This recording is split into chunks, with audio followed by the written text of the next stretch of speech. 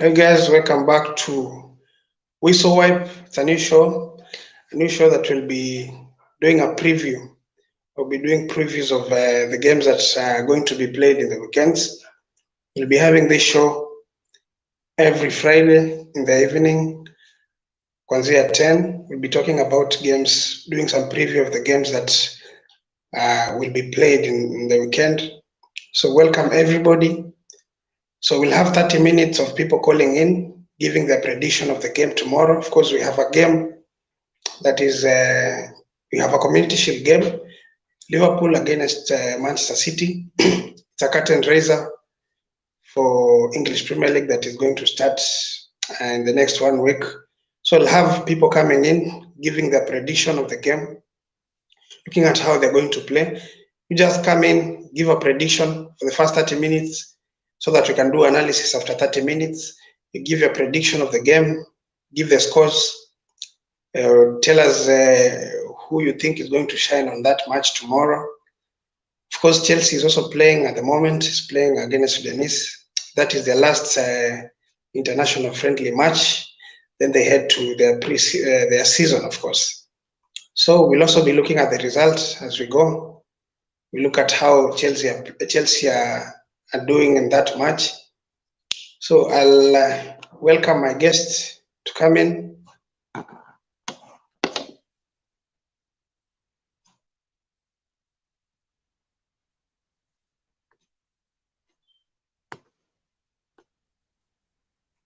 Yes, my brother.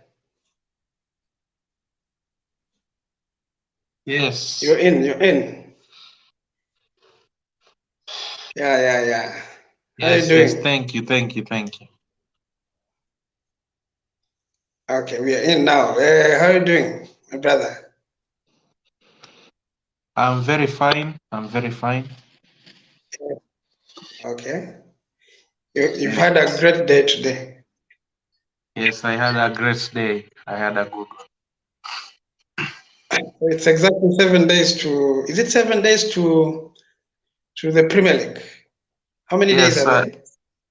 7 days remaining because the first match will be on Friday 10 p.m. Okay, welcome Brenda. Welcome Brenda to live. Make sure that you've unmuted your microphone. Unmute your microphone. It's 7 days to the Premier League. Yes, exactly 7 days. Okay. So I understand Chelsea are playing at the moment. I haven't even looked at the lineup. I was caught up with some things that I was doing.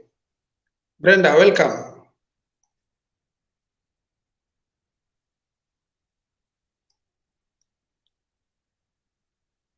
Brenda, welcome. You're in the stream.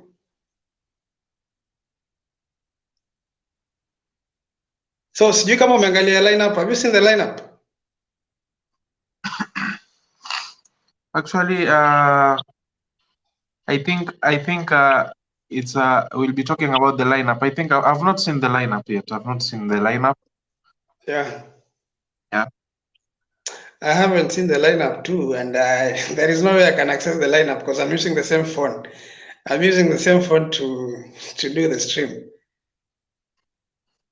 So if there is anyone who can access Chelsea versus Sudanese lineup, you can drop the lineup in the comment, or you can jump in and tell us the lineup. You can jump in and tell us the lineup. So many things have been happening this week. Of course, I understand Arsenal played against Brentford. Is it Brentford? Yes. In a closed door match. Did you get to know anything? Did you get to see anything from that match? Actually, I never got to see anything because it's not even in the previous results. They never. Okay. Yeah. So even But of course, last season we played against Brentford again in the closed door friendly match again okay. last, and we won 4-0. But this time we lost 2-1. So I never saw any highlights. I never saw anything about the game. Okay. And I've been hearing so many rumors talking about Tielemans to Arsenal. Yes. Do you think it's imminent now? Actually, I think it's a 50-50. The possibility is 50-50 because we have enough midfielders. We signed Fabio Vieira, we have Odegaard, we have Emil Smith Rowe, we have El Neni, we have Shaka, we have Partey, and I think Maitland Niles can also play on the midfield. So we have a lot of midfielders. But anyway, if we do sign Tielemans, I think it will be a very good signing. It will add something into the team because he's a Premier League proven player. He's a very good player. So I think it will be a good signing. So we shall see because actually the window transfer is almost finished. We shall see. It's a bit far. I think it's supposed to be shut at 31st of August. Still, we have 1 month, right? We still have 1 month. Yeah, but I remember we had like more than 2.5 months, as days go by, you see. So, and we know Arsenal are very slow when it comes to sealing deals. Yeah, the one thing I've realized about your manager is he makes sure that he organizes his team very early in the preseason, tries to at least install some philosophy to his team. So I don't think that he will add anyone influential to his club at the moment. I think the signings that he has already made are enough for him, actually. Yeah. So anyway, I wouldn't say it was a very bad window transfer for us. I'd say at least we added like 5 players. We have Matt Turner, we have Marquinhos who can play on the wing. We have Fabio Vieira, we have Gabriel Jesus. Yes. Did you sign Marquinhos? Where did you get him from? Marquinhos from Brazil, from the young guy who's 19 years old. Okay. The guy has pace, the guy has strength, so I think he'll add something into the team. So we have Gabriel Jesus and we have Zinchenko. So I think it was a very positive window transfer for us. At least we added good players into the team. So I think we'll be like trying to compete. It will be a very good season. From the test that you had against Chelsea, of course, I cannot say that you had a Chelsea that was a bit competitive. Of course, I saw a lot of shortcomings from Chelsea side, but I think it was a good test. Did you see anything positive going to the next season? I mean, did your team convince you that it's going to be competitive in any way? Yes, they did convince me that it will be a very good season for us because according to that match, if you watched that match, players had the hunger, and you can see the display that we were playing. We were playing like very good football. We were playing very good football. When you look at the goals, also, you can see that my players were very clinical. Okay. Exactly. So actually, it gives us hope for next season. Actually, it gives us hope that we are going to do something good next season. Okay. When you look at Martinelli, do you think that he has improved from last season? Because I think he's the only guy who didn't. According to me, of course, he had a lot of. He had a difficult time. Of course, he was dealing with Reece James, but he tried a couple of times to at least outdo Reece James from that side. Do you think that he has improved from how he was last season? Yes, I think Martinelli has really improved. Yes, Martinelli has really improved because you can see like he runs. Like we can see from the runs he make, the guy is like the guy has strength and the guy is just okay. So the only thing. Thank you. Okay, welcome to the stream. We're actually talking about Arsenal. I understand you're an Arsenal fan. Yeah, sorry, I'm in transit, that's why I'm inconsistent. I'm in transit, that's why I'm inconsistent in the network. Take pasta. Okay. It's a kind of it's not so clear. You know, she's traveling. Okay, okay. It's Network that's why it's issues. not able to focus.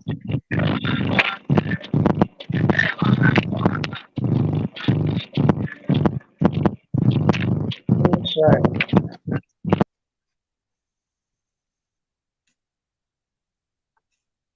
See, there's a problem. Of course, she's traveling, but we are happy that she has joined us with the Yeah. stream. Actually, she's but so she'd love to join us, but it's not about the network issues because she's traveling. There's a problem. There's a problem. Kuna shida na sound yako. I think you can jump in again.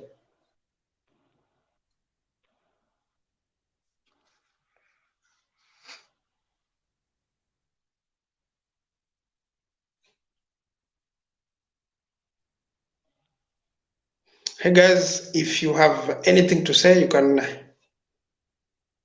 also call in. For those guys who have the link, you can join in and tell us what you think about match tomorrow, Liverpool versus Manchester City. Give us your prediction, give us the score, and tell us what you think is going to happen tomorrow. Give us your expectation for the new seasons. Which players do you think are going to shine? Which players do you think are going to flop? Give us your prediction as we go. So yes, we're talking about Arsenal, of course. Reg, Yes. we are talking about Arsenal, of course. You told me about Marquinhos. You've told me about. I was asking about Martinelli. Have you seen him improve from Yes. where he? So the only thing,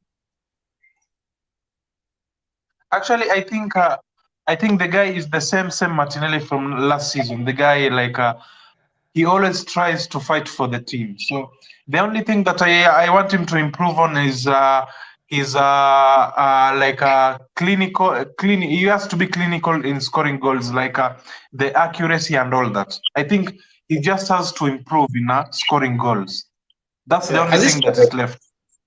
Has he scored in these preseason games? No, I don't think so. Okay, I think he's the only guy who hasn't scored in your front three, because Saka has scored, Gabriel has scored, and Odegaard has done it. Yeah. And I think I haven't seen Smith Rowe play. I don't know whether he's getting the chances. Is he getting the chances? Actually, he didn't. He has not got the chances that he got like last season. I think because Odegaard is there.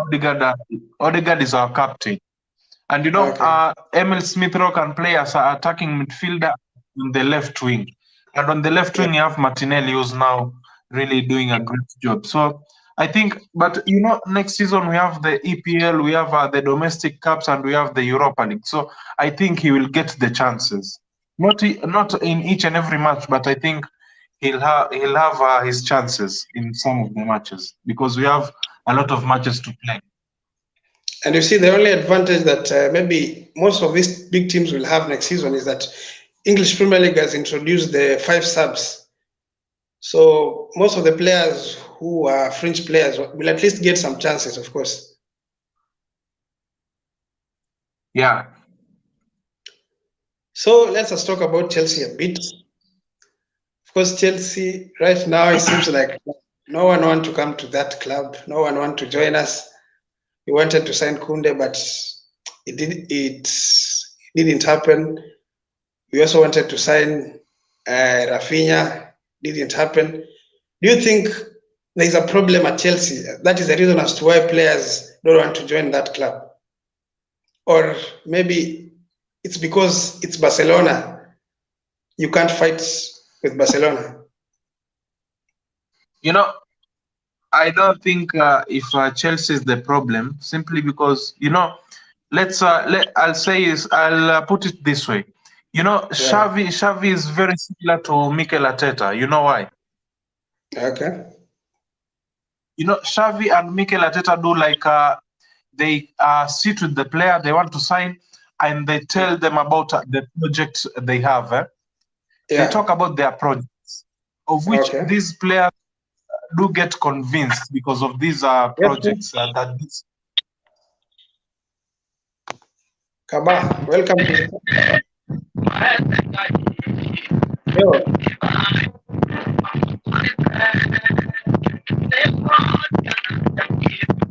Yes, brother.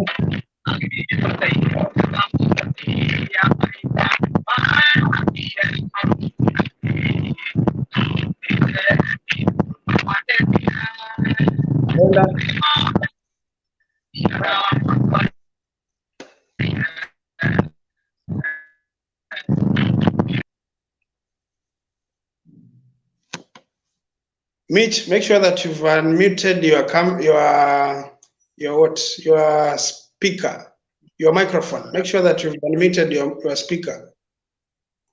Your microphone, sorry, your microphone.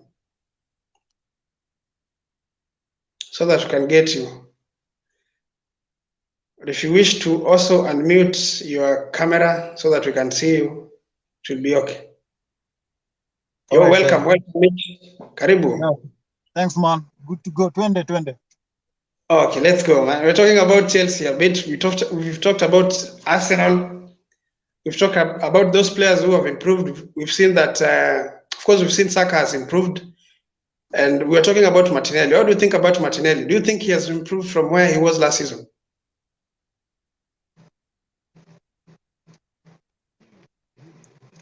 Mitch? Hello. Sorry, yes, man. So, just here. Do you think Martinelli has improved from where he was last season? You know, from easy pre-seasons, yes, you can actually tell like at player ko juu ama ko chini, but definitely it's how as in you expect him to improve. Yeah. Pia na mature. Yeah. Because from hizo pre-seasons tunaona anacheza poa, wako na good link up Gabriel. Yeah. Na Jesus.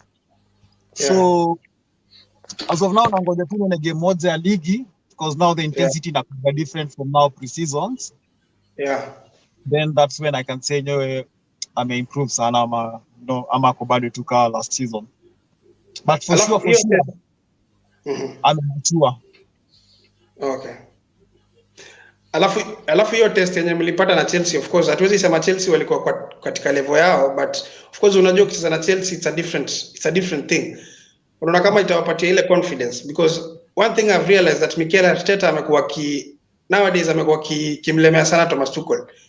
Is it that unaweza sema Thomas Tuchel amelemewa na Arteta ama unaweza sema team improve? Because we could always expect Mikel Arteta apige Thomas Tuchel, because game 3 I don't think Arteta lose so many games. In 4 games he's won 3. For sure I think Arsenal wamedo poa kwa hii transfer market. I cannot say the same about Chelsea. I think Chelsea as a matter of fact wameenda chini from the score that they had last season. Because season inaenda kuanza. But we still don't know the number 9 wa Chelsea. Okay. Kidogo ndo kwa kila alafu I'll come back. Okay, thank you. So Emi, welcome to the stream, man. Thank you. Okay, we're talking about Arsenal and also Chelsea. Tuliangalia ile game ya Chelsea na Arsenal Tuko na Chelsea wamejaribu kulemewa pale na Arsenal, and then tuko na ukijaribu kuangalia unaona ni kama Chelsea wako chini ama ni Mikel Arteta ndio wako juu anamlemea Thomas Tuchel. What do we go with? I miss any difference for me. I think ni venye tu bado season ijaanza, hiyo pre-season pia inajua watu they are not taking it serious, but at the end of the day mimi naweza kwambia Arsenal bado hakuna kitu. Bado hakuna kitu. Ile tu.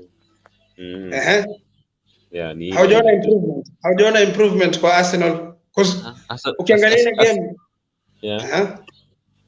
ukiangalia ile game ni wale wase wenyewe I think ni Chelsea tu wamepata this season wataanza na wao, but I don't think wataenda mahali. The game plan yao si fit, and then najua ligi kitu nimekuja, of course ukiangalia with the time ukiona exception ya Leicester Yeah. Experience ni kitu ya maana sana. Yeah. For me, uangalia to that perspective. As in, sijui, mi naweza kuwa naangalia from a wrong angle, but for me, naangaliaga tu experience ni kitu ya maana sana. Lakini hiyo ndio Arsenal hawana. I don't think wataenda mahali.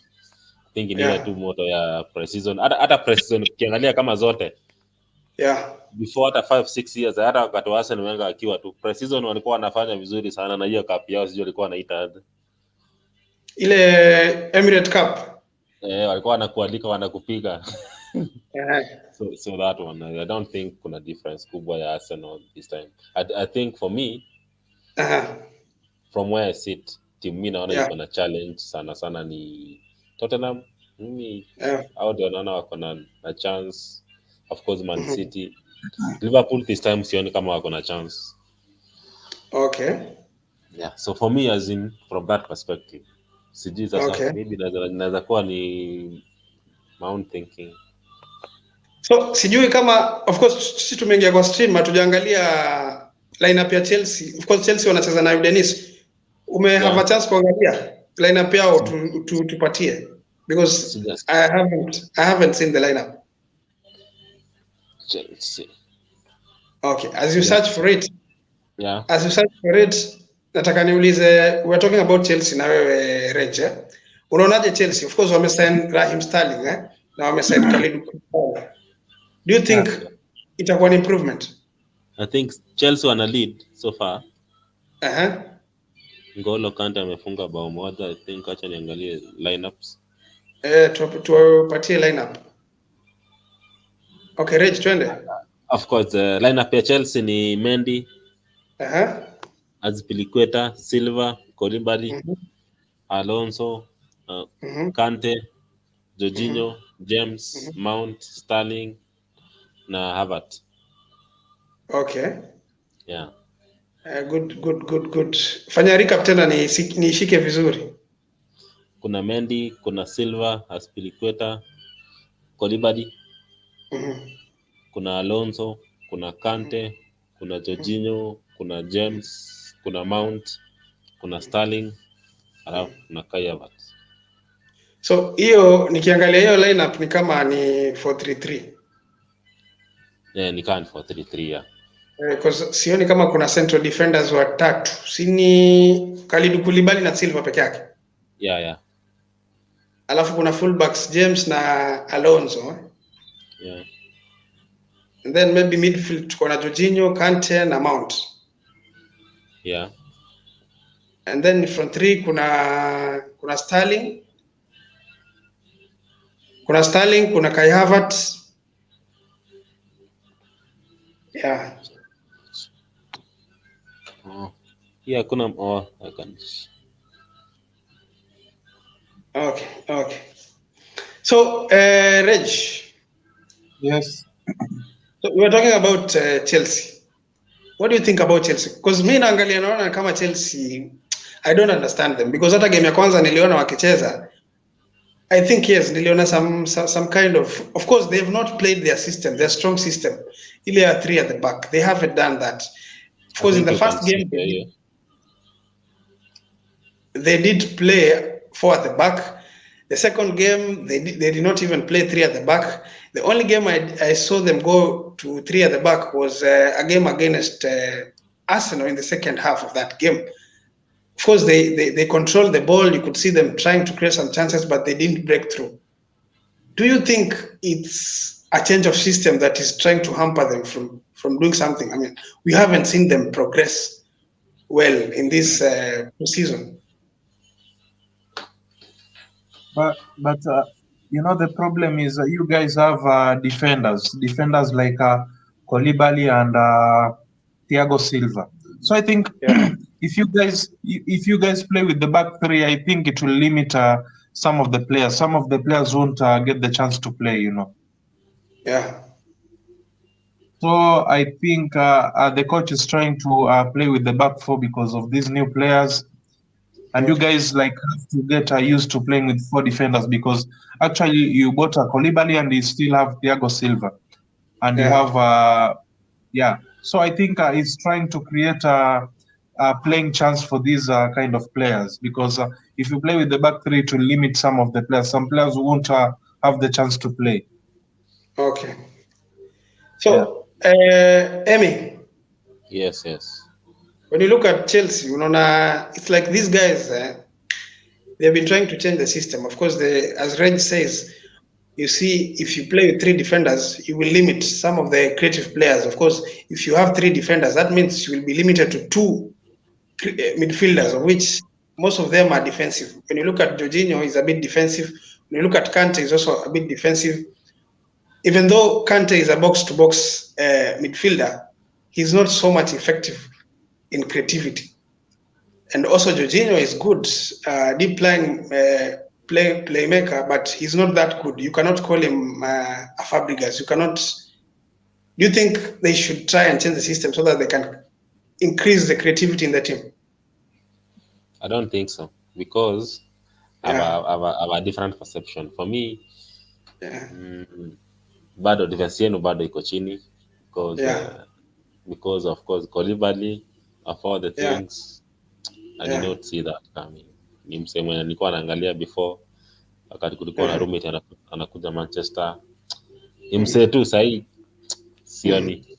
But again, it's a good time. Let's give him time to ona venye atafanya, because that one, me, I think the coach should maintain that, at least ukuwe na mtu wa kumsaidia at the back, at least so that unajua at the end of the day, so that you don't concede so many goals. Okay. Yeah, but Chelsea ni average team sahi. It's an average team, but unajua Chelsea hata ukiangalia last season, well, mbona unasema they are an average team? Because a team that won Champions League haikuwa na Lukaku. Of course, Lukaku ameenda. The only player mwenye alikuwa regular na ameenda ni Rudiger. Now replacement yake tunaweza sema ni Koulibaly. So I don't see much difference in that team, because the same forward iko still, because Mount is there, Chilwell is there, James is there, and Werner is there. The defense, Silva is there. The only person who has left ni Rudiger. Na at least tunaweza sema amepatiwa replacement wake. Christensen used to be a squad player. Si yule unaweza sema alikuwa akicheza game zote. Yeah. But si najua mimi naangalia from this perspective, Yeah. Najua last time ukiangalia na this season na last time, sinaona hakuna kitu, hata kama umeleta new players, hakuna kitu imechange sana, unaweza sema that you have changed kabisa. And then najua pia last season kulikuwa na ile at least the first time ulikuwa vizuri, and then towards the end nikaona mmekuwa anaitwa aje, naweza sema you are very poor. Yeah. So that means for me, from where I sit, I think you need to do something. But for now, and I'm very sure the team that I can bet against ni Chelsea. You think they are not going to finish in the top 4? It will be very hard for them. Okay. Yeah, it will be very hard. Waweza kwa kitu update the scores? Yes, I think nimeshare. Ionekani from your end? Kama kwa comment. Yeah. It's ionekani kwa screens. Sijaona mimi. I haven't seen. Let me see. Let me look at the charts. Okay. Thank you. So then let us talk about. Unaiona? Sijaiona, but let us leave it at that point. So let us now go to the match that is going to be played tomorrow. A curtain raiser to the Premier League Community Shield. Kama vile mnavyojua, Pep Guardiola yeye hana shughuli ndogo. Every time akienda kwa game anataka kushinda. You don't know about Klopp. Klopp has been in some finals, but he's lost. But for Pep, he doesn't take finals easily. So I expect Pep Guardiola to field a very strong team tomorrow to compete against Liverpool. So I want to do analysis. Reg, I would want you to give us a tactical analysis from for that game. Of course, tutaangalia utanipatia what you think about the game and your expectation of the teams. Unaona kama watafield nani na nani, and give us an insight of tactically kidogo. Utatuambia who is going to where the battle will be won. Is it going to be at the midfield, at the defense, or at the front? Because we understand Man City have signed Erling Haaland. We understand Liverpool has also signed Nunes Darwin. Those are strikers, something that they never used to do. They never used to play with an in and out strikers. They both have signed strikers. So hii game itashindiwa wapi? Ni midfield, ni defense ama kule mbele? Reg. I think it's all about the midfield, because we can see that Man City have a very, very strong midfield. We have Bernardo Silva, we have Kevin De Bruyne, and we have Rodri. And they have Calvin Phillips now. They have Calvin Phillips. So I think it's all about the midfield, because when you take a look at Liverpool, most of the games when Liverpool play, they win the game from the flanks, from the wings. Yeah. We can see that Mohamed Salah and now it's who's this guy? Luis Diaz. So those actually are the guys who like try to win the game, because we can see that before Sadio Mane left the previous seasons when he was at Liverpool, we can see that these wingers were like doing extra work for the team, because these guys since they sold Wijnaldum to PSG, these guys do not have like a strong attacking midfielder. Yeah. Okay, Thiago is a all-rounded. Thiago is a bit creative, and then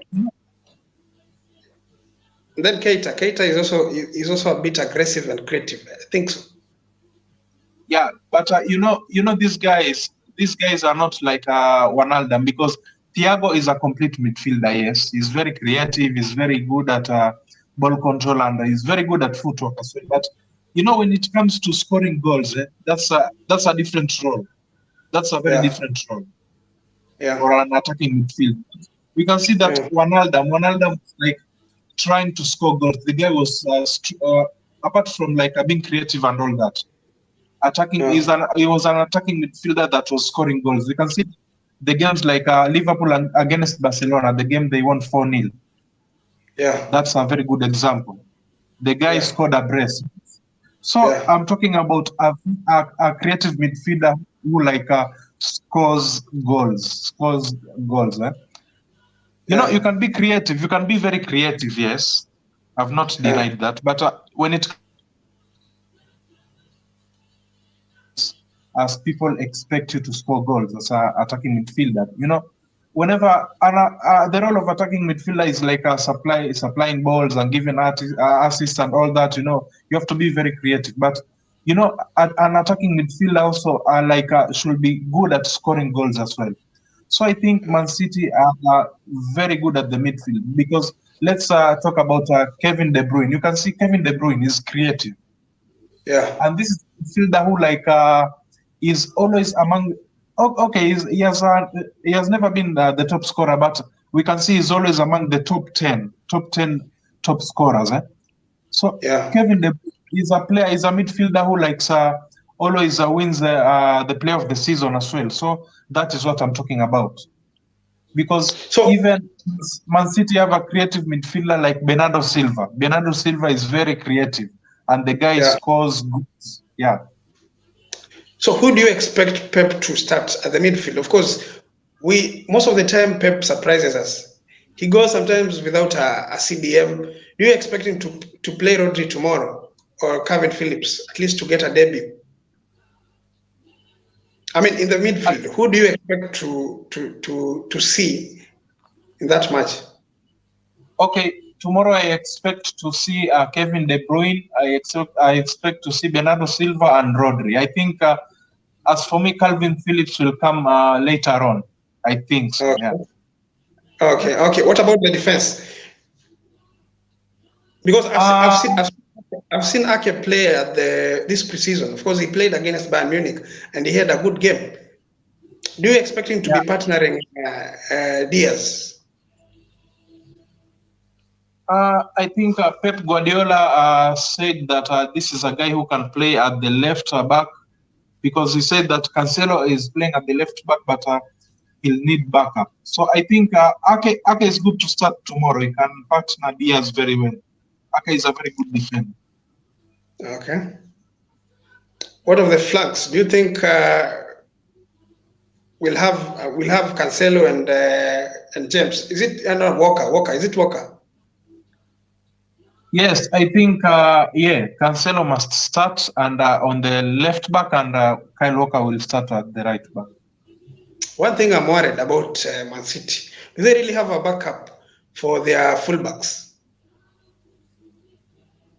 Because they've sold Zinchenko because Pep,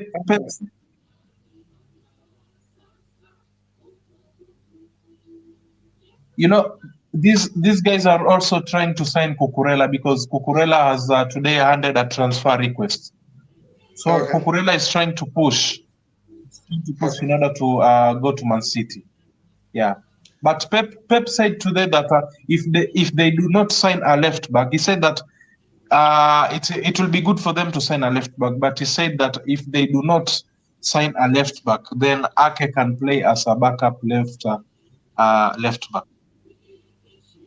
Okay, what of the right back? Because I understand Zinchenko could complement the two fullbacks sides.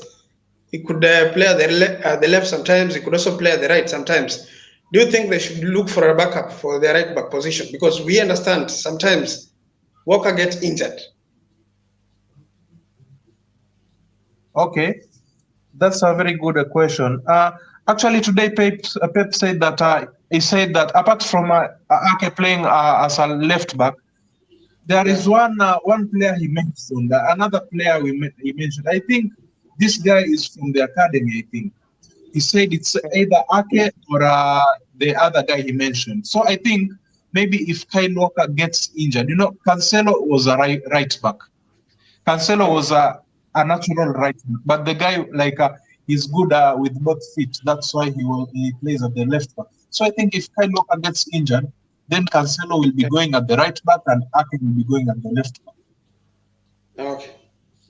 Don't you think they should go for natural right backs and left backs? Because now the only people that they're going to deploy there are people either without experience, or they will be versatile. Of course, as we all know that Ake is versatile, can play there, of course, but naturally is a centre back. Do you think they should at least go for natural fullbacks as their backup?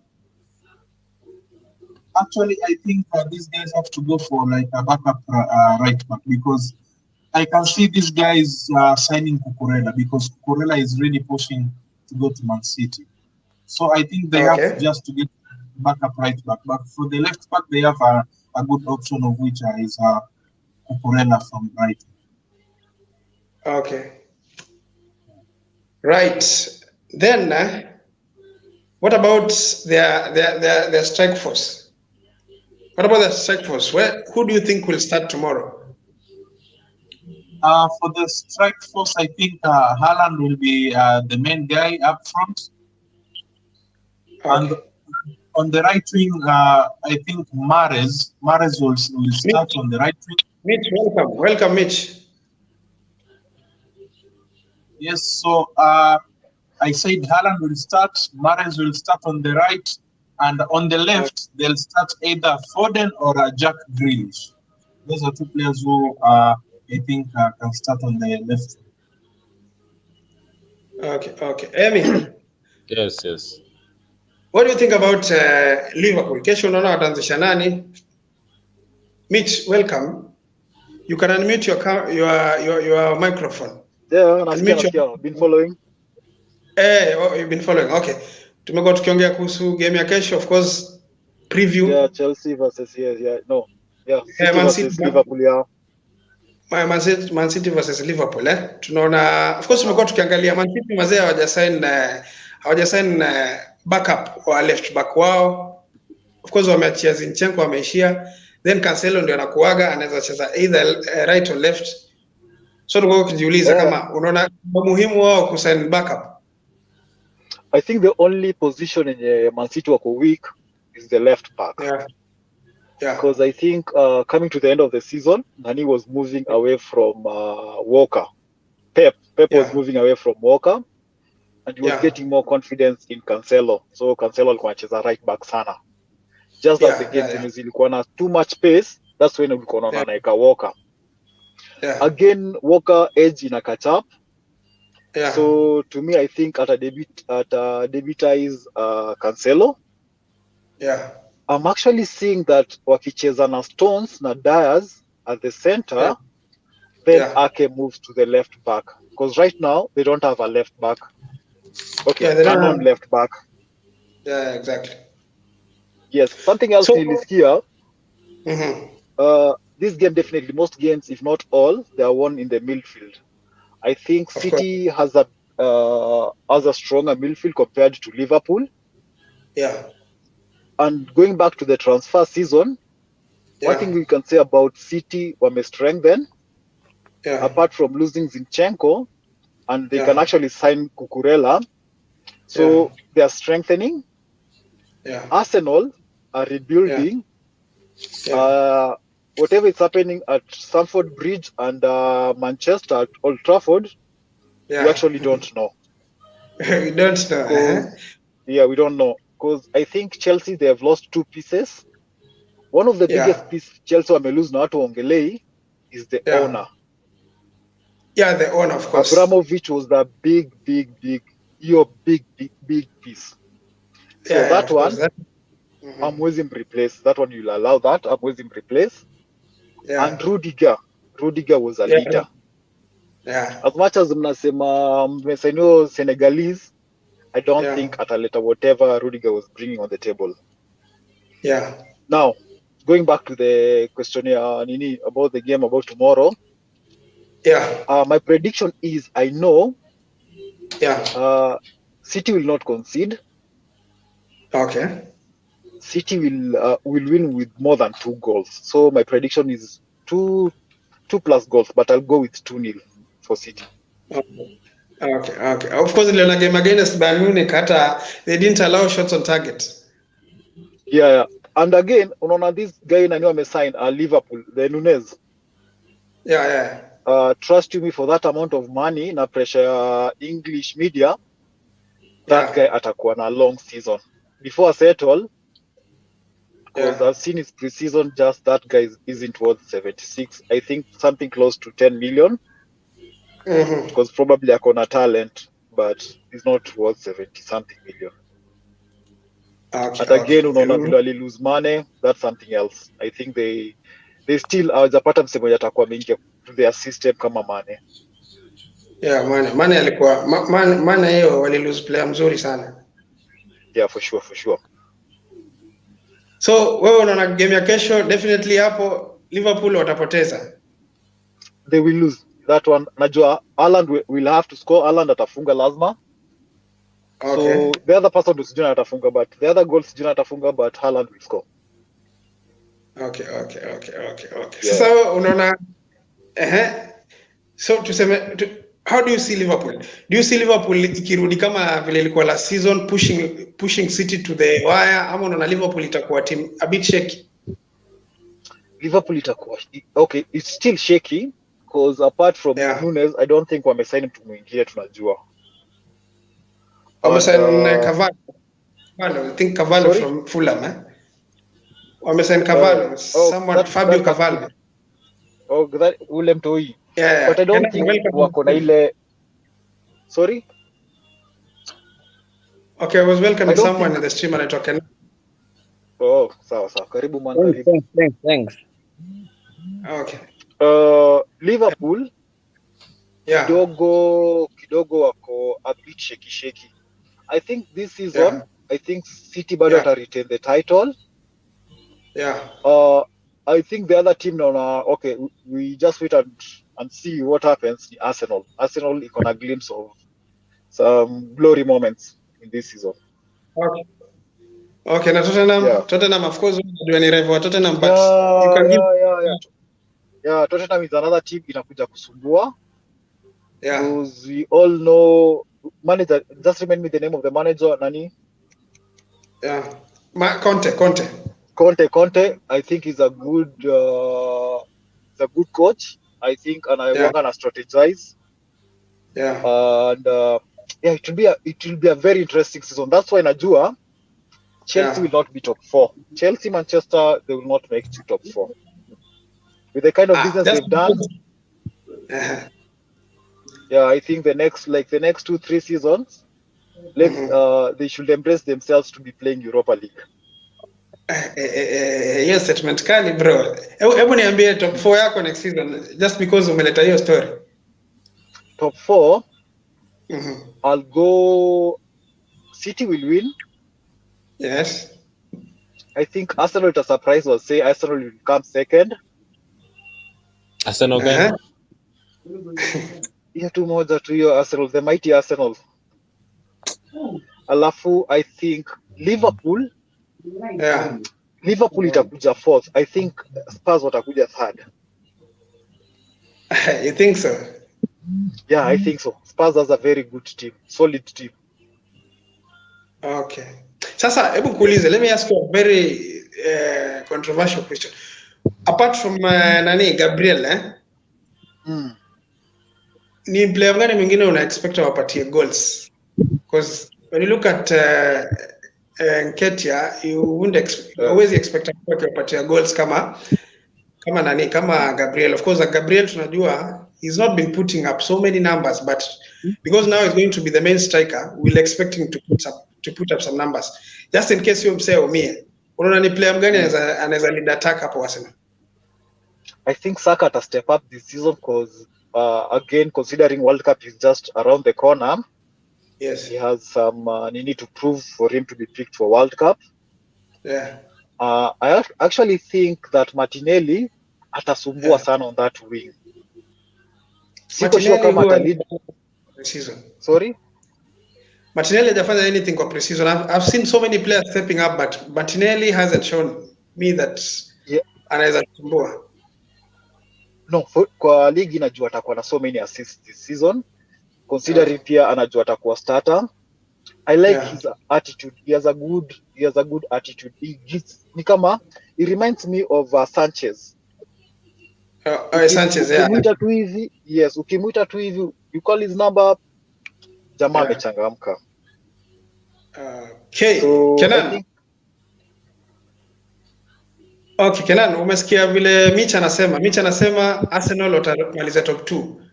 Acha niendelee kuota. Hiyo ndio mtano. Emotions aside, tukiangalia vile teams zimefanya in the transfer market, trust you me, Manchester will play around number 7, 8 thereabout. Watasimama tu kuna kina Everton.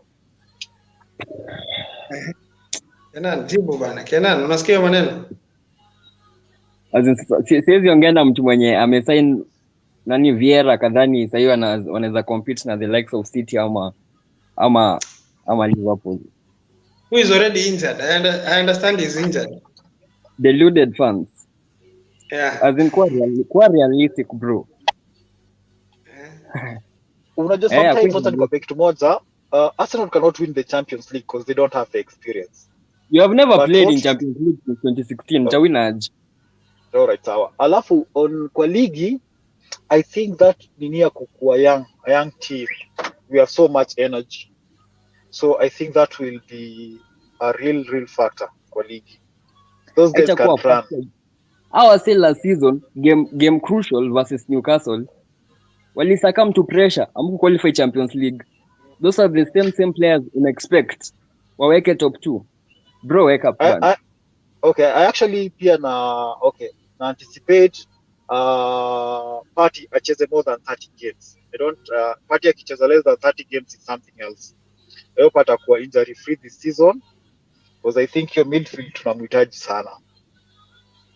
Alafu apparently mnatafuta Tielemans unaonaje? Tielemans anaweza kuja improve hiyo midfield yenu. Tielemans I think tu ni mid in a sell because I think after kusign Vieira I think we can't sign another player mwenye anacheza from deep, I don't think tunaweza msign. Gio, welcome mazee. Poa, shukrani bwana, niambie. Poa sana mazee. Hapa umesikia kuna fan wa Arsenal anasema tunamaliza namba sijui 7 huko next season. Amna. Mwambie atangoja sana huyo. Anasema vile tulishindwa last time tukicheza na wao. Anaona kama Arsenal improve itamaliza top 2. Do you think Arsenal will improve to that category ya kuwa top 2 teams in England? No, sidhani. Hawana uwezo sababu yani ukiangalia history yao jamaa, yani unajua history doesn't lie. Yeah, it doesn't. So history doesn't lie. So history yao jamaa tunajua na kusema kweli namba yao ni ile tu. Kama si namba 5 namba 7. Yeah. So wamemita tulie, ache mambo mengi, hiyo ilikuwa tu pre-season. Tulie ilikuwa pre-season. Akisema namba 5. Wakati anasema namba 5, nani watakuwa top 4? Top 4 kwanza, namba 1 itakuwa kwa Chelsea. Namba 2 wakijaribu Liverpool. Alafu Manchester United namba yao ni ile hapo. Hiyo namba 6 7 hiyo ndo namba yao. So top 4 mimi najua tu namba 1 lazima itakuwa Chelsea, najua watachukua hivyo. Because last time ukiangalia season ya last time ni vile kuna games waliteteleka kidogo, lakini walikuwa wanachukua ile game. Kuna game 5 wali lose mchezo sana ambazo hawakuruhusiwa, yani hawaku expected to lose hizo game. Na it's because of zile shida zilikuwa zimetokea between the team and the managers and stuff. So I think this time round they'll come better, become a better team this I think host Sam. Yes. I think the next time before tukwenda hii nini, I think you can do a drug test. Just do a drug test. I actually don't think kama tuko sawa wote.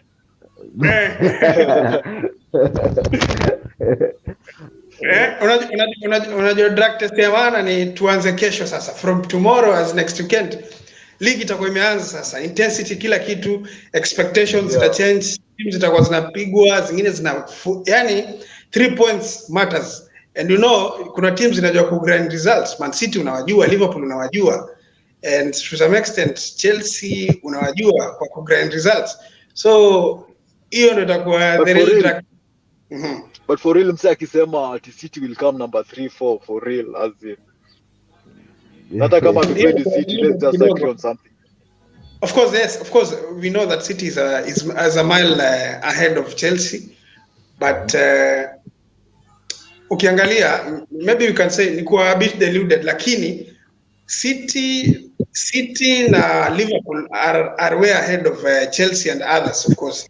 But the team that is a bit closer, going by the last 2 seasons, ukiangalia Chelsea ndio iko a bit closer to Liverpool and Manchester City, because when you look at that, unaona walifika final na Mancity, wakacheza final na Mancity, then wamecheza 2 finals na Liverpool, and then even the table doesn't lie, Chelsea walikuja 3rd. So when you look at when you talk about Chelsea kuwa ina conversation na timu kubwa mbili, Liverpool na Mancity, kuna point hapo, although sasa tuwezi jua because of the owner may leave and some other things that may happen at Chelsea, things might have changed.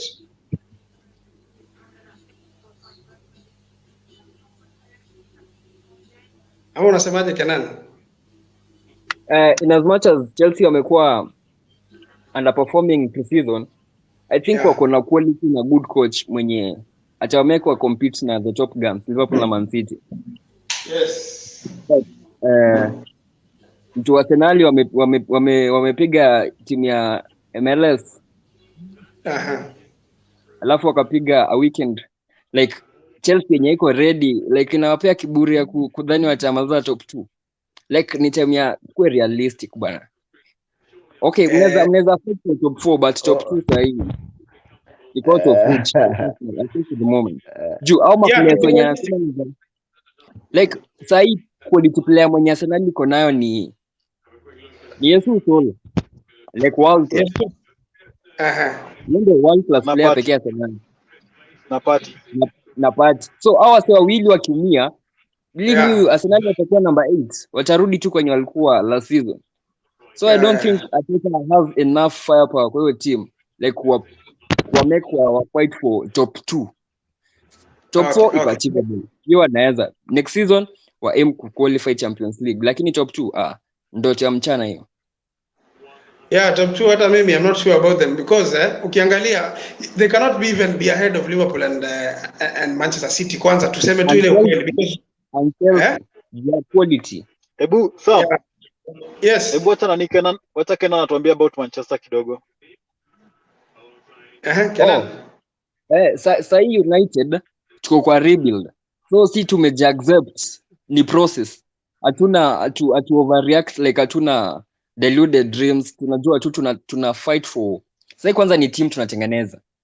Ni hata kama tukianza number 7 ama number 10. As much as my players wanabai philosophy ya coach, wanacheza venye coach anataka na wanacheza attractive football, itakuwa sawa juu kama kuna progress.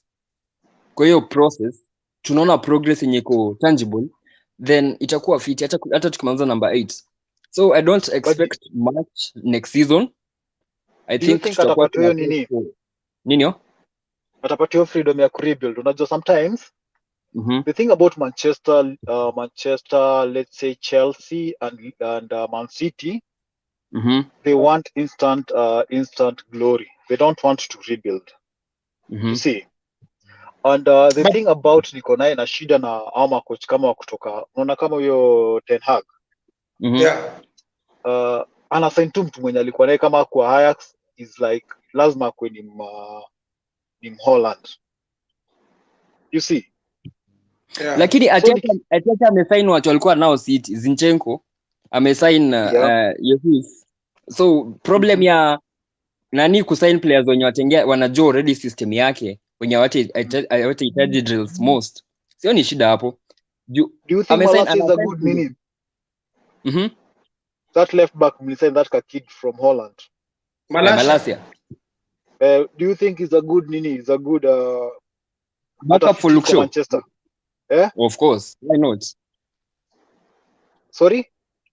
Of course, why not? Like sasa tunabai players wenye wanaingia kwa system ya coach. Atubai players just for the sake. Una get?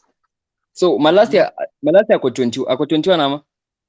Na Ten Hag solo ndio alimscout team PSV ilikuwa as in Feyenoord ilikuwa inacheza versus Ajax. So akaambia assistant wake andike notes kuhusu huyo kijana. So amemsign. Alafu amepata targets wake wengine wawili. Though sai transfer ijaisha, tuna expect more on attack and midfield. Then nini rebuild naanzia hapo. Like si kila player mwenye sasa yako Manu ako assured kukua at the end of like kurip hizo fruits za rebuild. Kuna players half ya watakuwa na buy vitu za coach. Hiyo philosophy ya watu ingia na hiyo system wauzwe. So hii ni start. Okay, alafu I think uli miss the memo. I think when we started we said Kenyan Man City wana strengthen. When it comes to rebuild, I think Arsenal ndio inafanya rebuild. But whatever is happening at Manchester and I think and Chelsea, we actually don't know. But it's not Mitch kuna kitu nataka kusema. Unaona Chelsea pia vile umesema owners wa Chelsea wanataka quick success. Of course tunajua Abramovich walikuwa wanataka quick success. The new owners wenye wamecome in, hiyo model yao wenye wanataka kuanza, we are not sure about it of course. We cannot judge them. Because umeona wamepatia the same powers Thomas Tuchel kama vile Mikel Arteta anapatiwa. At least to build a team. Na wamepatia powers ya kusign players wenye wanataka. So with Chelsea at least unaweza waondoa hapo kwa hiyo nini ya Manchester United kutaka quick success. Sai Manu hatutaki quick success. Na wamesema wanataka quick success. Like letting go of akina Pogba, Lingard. Kama tulikuwa tunataka quick success tungeongeza contract. Sai ni tumechange kuanzia scouts Woodward ameenda, like kumekuwa na revolution nyingine massive kwa hiyo club. Like behind the scenes zimechange. Then coach mwenye amekuja ali ask for total control. But wewe unafikiri Kenan, kitu moja nikuulize, do you think Manchester United can afford not to play in Champions League next season? I mean, the season after next season. Unaona kama wanaweza afford, because with Manchester United, si kama Arsenal have not been in Champions League for some seasons. Wakijaribu kufanya rebuild ya timu yao. Of course wamechukua Arteta, project mpya. Do you think wanaweza afford not to play in Champions League a season after next season? Will they on give paper, yeah. On paper sidhani like tunaweza afford ku miss Champions League, lakini time coach alikuja ask for time. Juu rebuild see a walk in the park. Before it gets better inakwanga worse. So hii ni kitu yenye watu wako ready ku accept. That whatever happens, in as much as kuna progress inaonekana, acha tusipocheza Champions League, which will be itakuwa hurting kiasi, lakini kama kuna progress inaonekana yenye itatupia long term success, then there's no problem.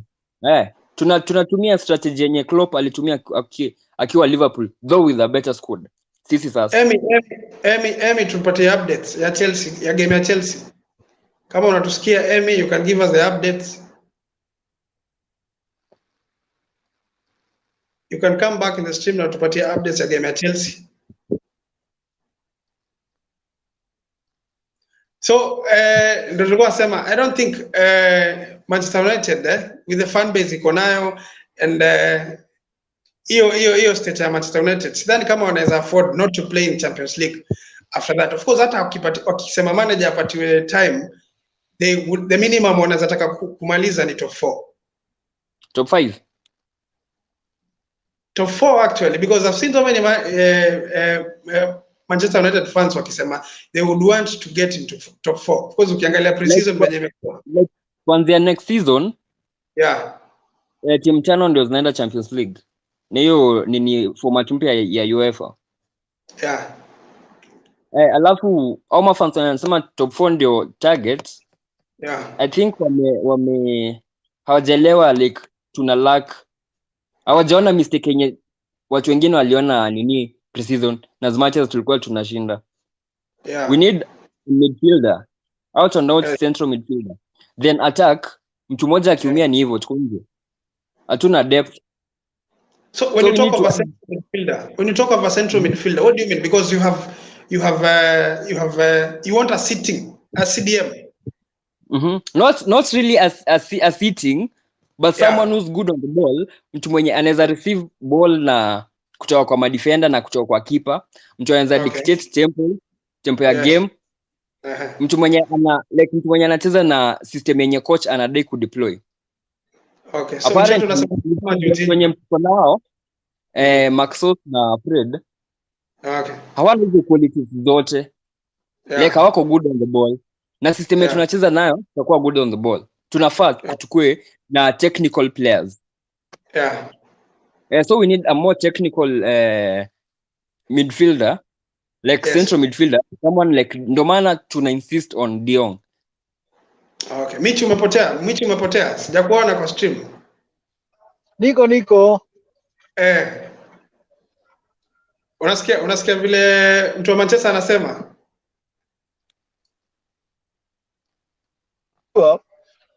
Every team has a culture. Culture ya Manchester ni kucheza Champions League. Unajua Manchester is not like si kama Mancity ati imetoka from nowhere. And my viewers wa nini? My viewers wa England. So for them to miss Champions League wakisema wana rebuild, I don't think the fans will be watakuwa patient for that rebuild. That's my only worry. But we just have to wait and see. You know, the league inaanza tu in a week's time. So we just have to wait and see. But I don't see them doing like so well. I think watafanya kutoka number 6, they're about 6-7. Okay. Unajua we have to finish about that. Manchester United, Liverpool. I mean, tumalize kuhusu Manchester, tumalize kuhusu Arsenal and Chelsea. So Liverpool, ukiangalia kesho Liverpool. Kenan, unaonaje Liverpool kesho? wana Liverpool kesho wanafinywa. Kwanza tuanzie hawana Alisson hayuko. Alisson hayuko. Alafu previously kwa hii competition Klopp like when they played versus Arsenal, Klopp hakuweka strong squad. Like sidhani Klopp anatake hii Shield seriously. So kuna vile at approach bila hiyo importance yake. Alafu the fact that Liverpool hawajakuwa na enough training time, wako off the season wenye wamecheza almost kila game. So I don't think physically wako ready. Like physically, mentally, sidhani wako ready. So hiyo itapia Mancity juu naona City wako na enough firepower kuliko Liverpool. But sijui, I've not had City play so many matches za pre-season. Nadhani wamecheza game 2 peke yake, si ndio? Ama they've been playing some other games. They played America na Bayern Munich. Na nyingine ilikuwa gani? Nyingine walicheza ya championship. Walicheza championship? Behind closed doors. Okay. Sijasikia wakicheza game. I think high profile games wamecheza ni hizo 2, Club America na hiyo Bayern Munich. Of course they've won both matches. So tactically. So tactically unaona hiyo game itashindiwa wapi na italuziwa wapi? Is it midfield, defense? Of course tunajua Van Dijk atakuwa, and Man City of course we know. Nimekuwa nikiangalia Ake akicheza pre-season. Unaona Ake anajaribu kucheza vizuri kwa center back. I think kwenye mafans wengi wataangalia game ya kesho ni attack. Yes. Attack ya Nunes na Haaland. Yes. But kwenye hiyo game itashindiwa ni midfield. Okay. Nadhani City kona a strong midfield than Liverpool. Ya KDB, Rodri na Bernardo Silva. Yes. It's overpower ya Liverpool. So I think City will win 2-1. 2-1 ama 3-1. Okay.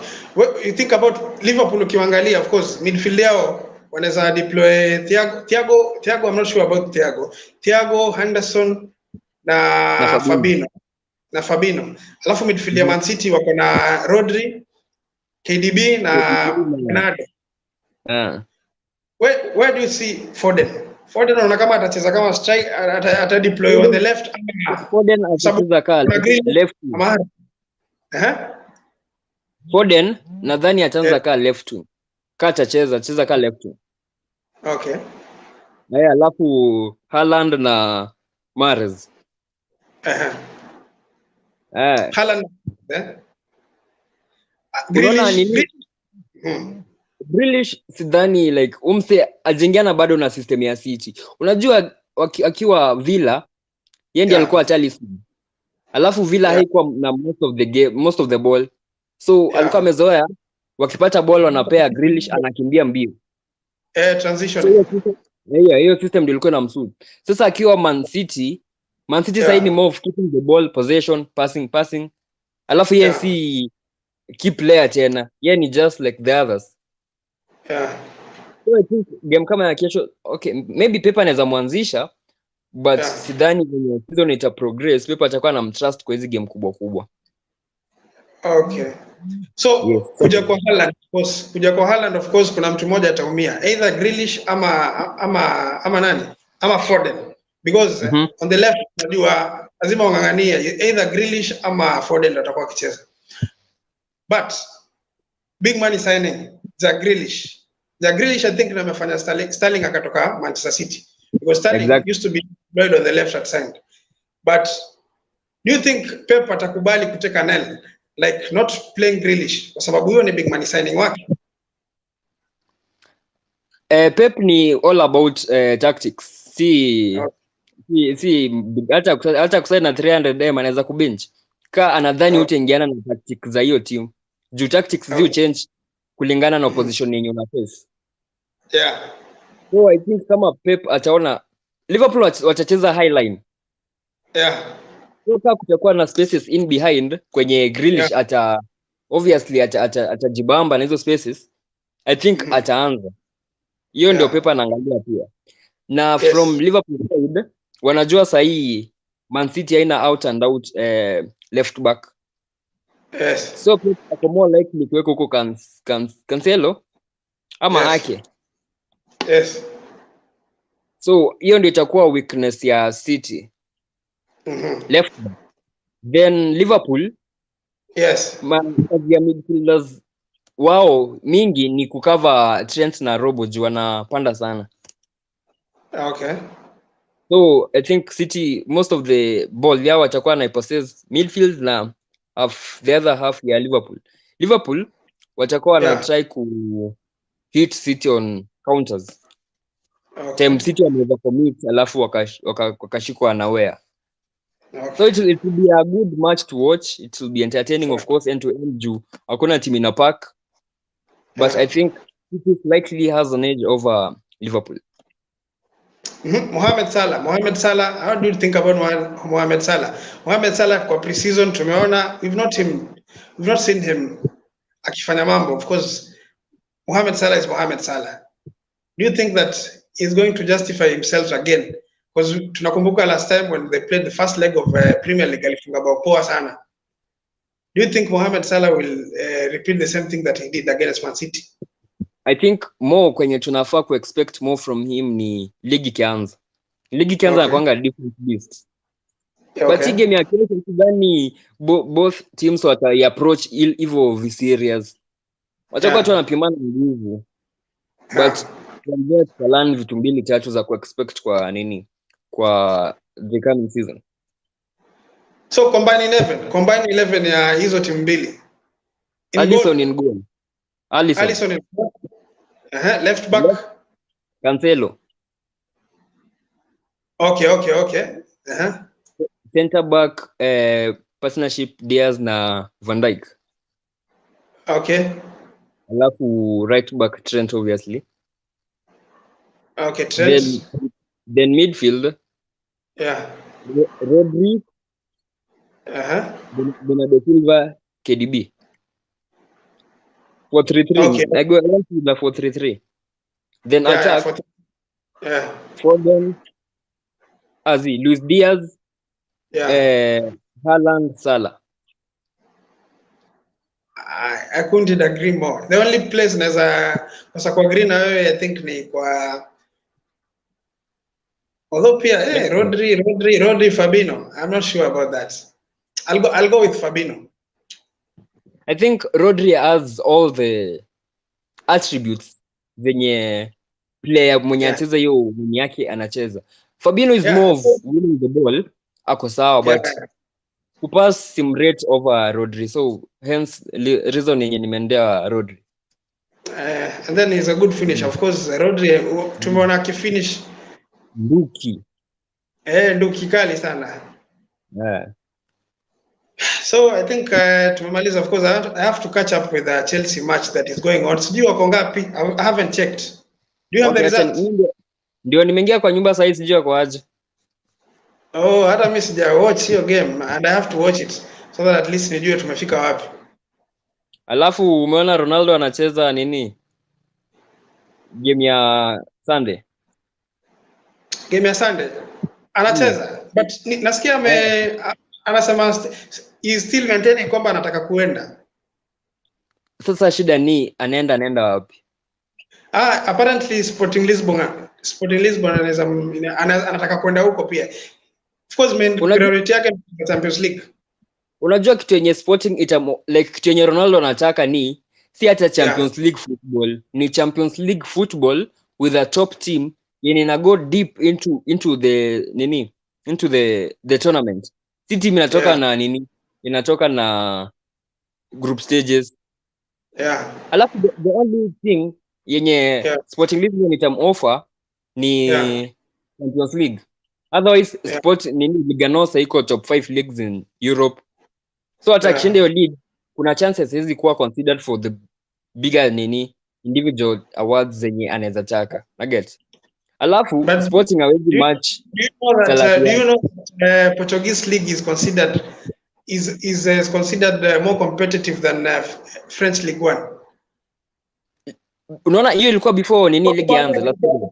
Go ahead of French League 1. venye Messi amejoin PSG imechange. Yeah. Sasa iko walirudi walikuwa namba 6. So kitu yenye Sporting itamoffer ni Champions League football pekee. Na yeye anataka vitu mingi. Like yeye mwenyewe ni brand, anataka pesa. Alafu pia team kuna vitu zenye inaweza consider sasa like wezi build a team around a 37 year old in as much as atakuwa sure goals. So you need a good team behind him. Na Sporting sidhani itampeleka kwenye anataka. Juu kuna So high chances. Yeye unajua anataka personal achievement. Yeye anataka personal achievement, anataka kufunga goals so that akue all time top scorer wa Champions League. I don't think hata anataka kushinda Champions League tena. Sasa ndio nakushow like unaona hawezi funga like sasa yako 37 years old yeah. Hawezi cheza Wednesday na Saturday ama Wednesday na kwanza Liga North most games za Sporting zilichezwa Friday. Lakini yeye kama hiyo ndio priority yake Champions League because that is where he want to flourish. Like Sporting hawezi match wages zake. Labda akatuweje yake sasa. Sasa hii highest earning player wa Sporting ana earn how much? Sijui. I'm not sure about them. But I think amepita to 30. Hajafika hata 200. Ana 175. No ni anaitwa ngaje? Gonçalves kitu hiyo. Okay. So let's expect Ronaldo mwenye ana earn 500. Ende kwa 200 huko. Like team pia itaki ku break nini structure yao ya wage. So I think itabidi tu like kitu yenye inaweza msaidia saa hii. Timu kubwa ni yeye mwenyewe terminate contract yake. Akiterminate contract yake timu haitalipa transfer fee, bonus ama whatever. So kitu pekee watamwachia ni mshahara. Okay. So hivyo atapata timu. Negotiate deal na timu nyingine. Akiwa free agent.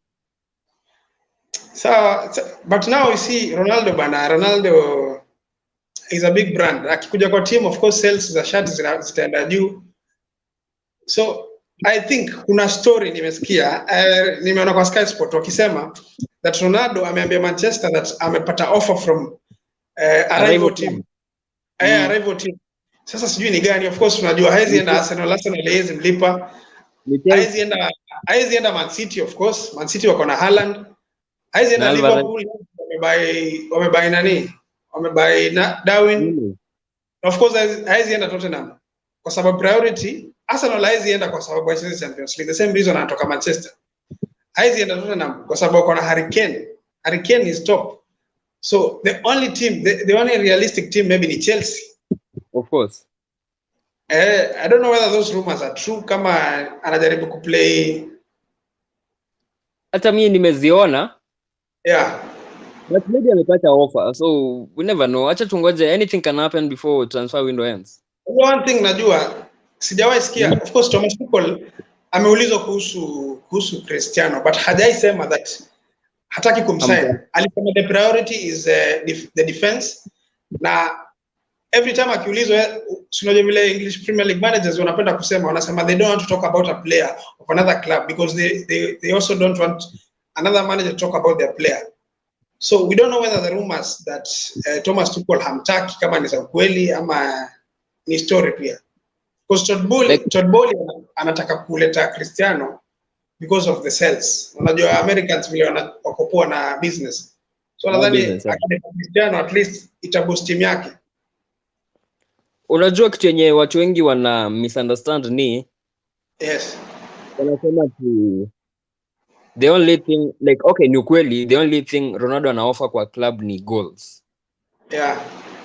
But ukiangalia team ka Real Madrid all the other 10 players walikuwa wanamchezea, walikuwa wanamsupport. So hakuwa na interfere na system ya team. Juu nini nyingine alikuwa anaofa Madrid other than goals? Ni mabao pekee. Na akashindia Champions League 3 back to back. So akipata power yangu sawa, let's go. akipata timu yenye coach atafind balance ya kumtumia like yenye yeye affect the rest of the team, then I think it's good to go. Ndio maana nani anasema kuna strategy ya kumweka kwa team huyu Ten Hag.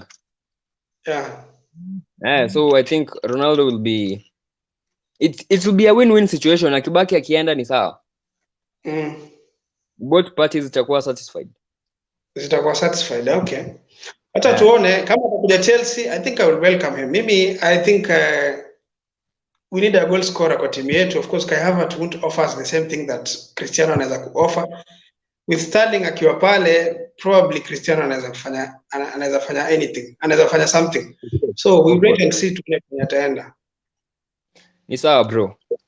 So thank you Maze. Hata tutafanya review ya the same game tomorrow maybe, God willing. And then tufanye review ya hiyo game na pia tufanye review ya Chelsea wakicheza na Udinese. Na Man United anacheza wako na game na Atletico Madrid. Si ndio? Of course we'll talk about all those games. Na naona umepata jezi mpya ya Manchester United. Of course. Tuko ready hii season tuko ready. Hiyo ni poa Maze. Is it a gift or you bought it? I bought it. You bought it. I thought you were given a gift, man. Nimenunua. Okay, thank you. Cheers, man. Cheers, bro. Okay, thanks.